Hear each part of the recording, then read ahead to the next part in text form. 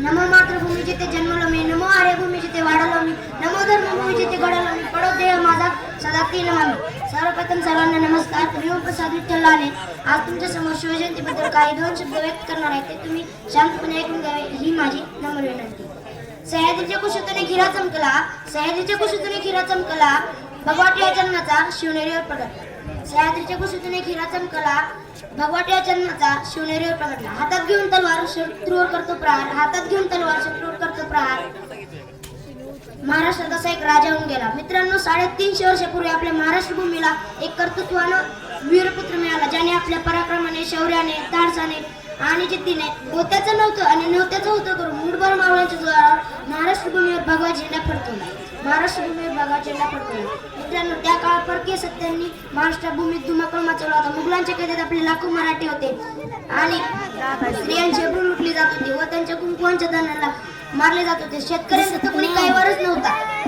अशा परिस्थितीत गरज होती एका झंकार झगमगत्या पेटत्या अंगाराची आणि अखेर ती वेळ आली. सह्याद्रीची गर्जना झाली. 19 फेब्रुवारी 1630 रोजी एक तारा चमकला.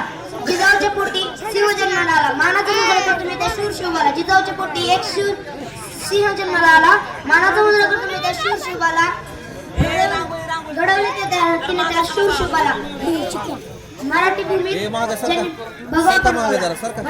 ज्यांनी भगवा फडकवला. मित्रांनो, गेली कित्येक वर्ष अंधारात पडणाऱ्या महाराष्ट्राच्या माथ्यावर आता प्रकाश पडू लागला. वयाच्या 16व्या वर्षी शिवरायांनी स्वराज्याचा कारभार आपल्या हातात घेऊन स्वराज्याची सूत्रे आपल्या हातात घेऊन त्याची स्वराज्याची घोडदौड सुरू केली आणि अत्यंत कमी वेळात धाडस केले आणि ते पूर्णत्वास नेले. अत्यंत कमी वेळात त्यांनी हे धाडस केले आणि पूर्णत्वास नेले. आणि शिवरायांनी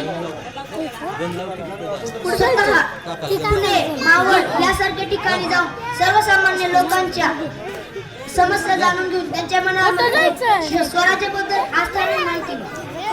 त्यांनी त्यांच्या या कामामध्ये त्यांना खूप सहकार्य यांची लाभ लाभली. तानाजी मालुसरे, मोरारजी देशपांडे, बाजीप्रभू देशपांडे, शिवा काशीद, मोरारजी बेसावळ यासारख्या शूर सवंगड्यांनी लढाईच्या काळात शिवरायांसाठी आपल्या प्राण्यांचे बलिदान देताना पुढे मागे पाहिले नाही. शिवरायांच्या पूर्वी खूप राजे होऊन गेले, शिवरायांच्या नंतरही खूप राजे इतिहास आले, पण आदर्श राजे म्हणून ओळखले जाणारे फक्त शिवाजी महाराज.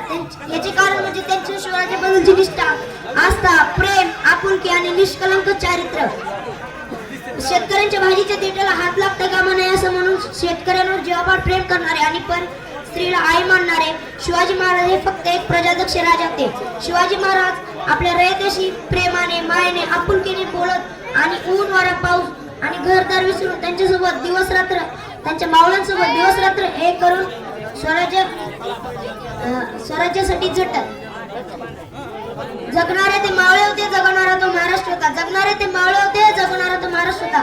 पण स्वतःचा परिवार विसरून रयतेची मायेने काळजी घेणार फक्त माझा शिवबा होता. पण स्वतःचा परिवार विसरून रयतेची मायेने काळजी घेणार फक्त माझा शिवबा होता. मित्रांनो, छत्रपती शिवाजी महाराज हे एक सर्वगुण संपन्न राजे होते. त्यांनी अंधारातून आपली वाट ठरवून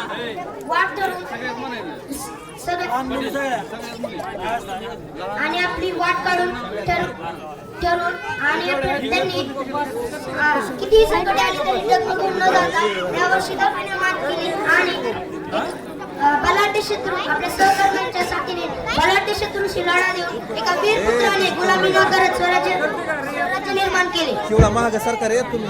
सरकार हवा वेगाने नव्हती, हवेपेक्षा तो वेगाने होता. हवा वेगाने नव्हती, हवेपेक्षा तो वेगाने होता. स्वराज्याचा इरादा नेक होता. माझा शिवबा लाखात एक नव्हे तर जगात एक होता. एवढे बोलून मी माझ्या भाषणाला विराम देत आहे. प्रतिपच्चम चंद्रलेखे वर्धिष्णू सुनता शाह सुनोशी भद्राय राजे बोलो छत्रपती शिवाजी महाराज की जय. धन्यवाद.